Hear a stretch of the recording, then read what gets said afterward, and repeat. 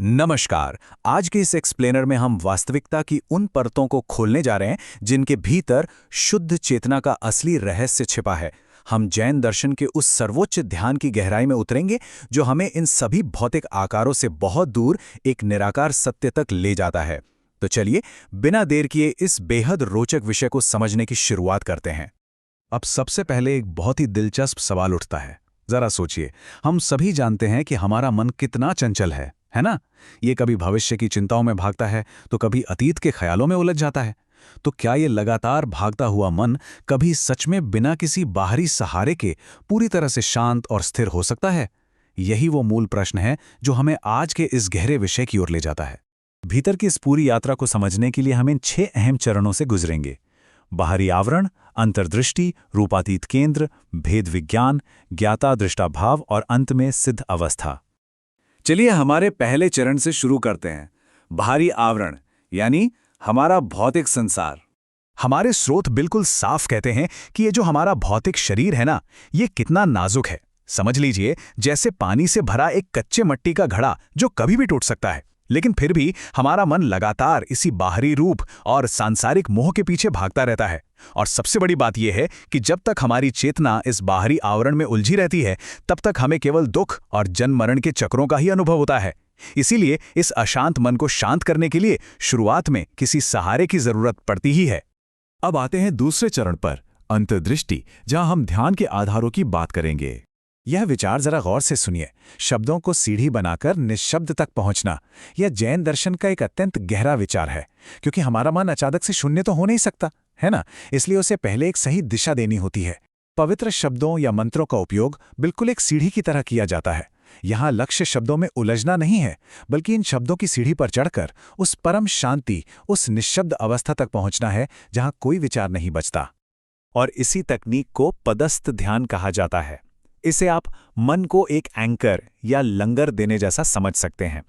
हम मन को व्यर्थ के विचारों से हटाकर पवित्र बीजाक्षरों या मंत्रों जैसे नमोकार मंत्र पर टिका देते हैं। यह मन की उलझनों को एक दिव्य फोकस से बदलने की बहुत ही कारगर तकनीक है। पर पता है, ये कोई आखिरी मंजिल नहीं है, ये तो बस एक पड़ाव है। आगे बढ़ते हैं तीसरे और सबसे अहम चरण की ओर, रूपातीत केंद्र यानी आकार से परे। आपको बता दूं, धर्म ध्यान का यह चौथा और सर्वोच्च भेद है। अब यहां इन दोनों के बीच का अंतर समझना बहुत जरूरी है। देखिए, रूपस्थ ध्यान में हम समवसरण में विराजमान अरिहंत भगवान के दिव्य स्वरूप पर ध्यान केंद्रित करते हैं। मतलब यहां एक बाहरी आलंबन है। लेकिन रूपातीत ध्यान का अर्थ है रूप अतीत, यानी जो रूप या आकार से बिल्कुल परे है। यहां कोई भारी छवि नहीं है। यहां ध्यान का विषय अपनी ही शुद्ध निराकार आत्मा है। उन सभी भारी सहारों को छोड़कर गहरी शून्यता और खुद में पूरी तरह डूब जाना ही रूपातीत ध्यान है। तो फिर ये निराकार अवस्था है कैसी? देखिए, ये उन सभी चीजों से परे है जिन्हें हम अपनी इंद्रियों से महसूस कर सकते हैं। यहां न कोई स्पर्श है, न स्वाद, न गंध और न ही कोई रंग। ये ज्ञानावरणादि कर्मों यानी द्रव्य कर्म जो आत्मा को ढकते हैं, और हमारा शरीर यानी नौकर्म, इन दोनों से पूरी तरह अलग है। स्रोतों में इसे एक बहुत ही प्यारा नाम दिया गया है, चैतन्य चमत्कार मात्र। जी हां, केवल चेतना का एक शुद्ध अखंड चमत्कार। अब सवाल है कि यहां तक पहुंचे कैसे? इसका रास्ता है हमारा चौथा चरण, भेद विज्ञान। भेद विज्ञान का सीधा सा मतलब है स्वयं को उस चीज से अलग करना जो आप नहीं हैं। प्रैक्टिकल रूप से सबसे पहले हमें शुरुआती ध्यान के आधारों, उन मंत्रों और आकृतियों को भी पीछे छोड़ना होता है। फिर गहराई से यह विचार किया जाता है कि भाई, ये जो शरीर है ये केवल विनाशी हाड़ मांस है, जबकि मेरी आत्मा एक कभी न जन्म लेने वाली, न मरने वाली शुद्ध ज्योति है। और अंत में सब कुछ छोड़कर केवल एक देखने वाले यानी दृष्टा के रूप में स्थिर हो जाना है। श्री रत्नकरंड, श्रावकाचार्य जैसे महान स्रोत हमें लगातार याद दिलाते हैं कि सच्चा धर्म और सच्ची शांति किसी बाहरी चीज या सहारे में नहीं है। जब तक हमारे भीतर आसक्ति और इस शरीर के प्रति मोह बना हुआ है, तब तक ज्ञान अधूरा ही है। इस मोह को जड़ से काटना ही तो सच्चे ज्ञान की पहचान है। चलिए 5वें चरण पर चलते हैं, ज्ञाता दृष्टा भाव यानी शुद्ध चेतना। अब आप सोच रहे होंगे कि प्रैक्टिकल तौर पर इसका अभ्यास कैसे होता है। देखिए, इसके लिए एकांत बहुत जरूरी है। सांसों को बिल्कुल शांत करना और बाहरी दुनिया के शोर को चाहे वो आपका व्यापार हो, परिवार हो या शरीर की कोई पीड़ा ही क्यों ना हो, उसे पूरी तरह से कट ऑफ कर देना होता है।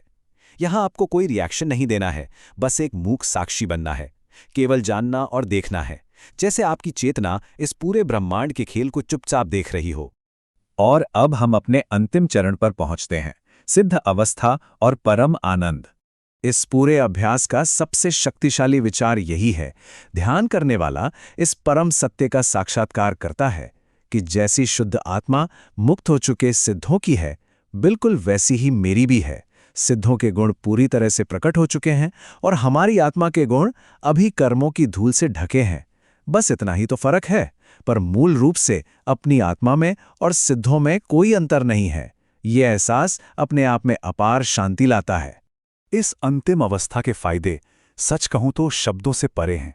इस अवस्था को निजानंदमय कहा गया है, मतलब अब बाहर के किसी सुख की कोई चाह ही नहीं बचती और अभ्यास इतना पक्का हो जाता है कि सपनों में भी सिद्धों का शुद्ध स्वरूप और अपनी आत्मा की शुद्धता साफ दिखाई देने लगती है। ये फोकस इतना पावरफुल है कि ये कर्मों की भारी जंजीरों को सचमुच जलाकर राख कर देता है, जन्म मरण के चक्र को तोड़ देता है और अंततः जीव को मोक्ष यानी परम मुक्ति दिलाता है। तो जाते जाते जरा इस बात पर विचार कीजिएगा, अगर हमारी चेतना का असली स्वरूप हमेशा रहने वाला, निराकार और परम आनंद से भरा है, तो हम इस पल पल टूटने वाले बाहरी संसार के आकारों में हमेशा की शांति क्यों ढूंढ रहे हैं?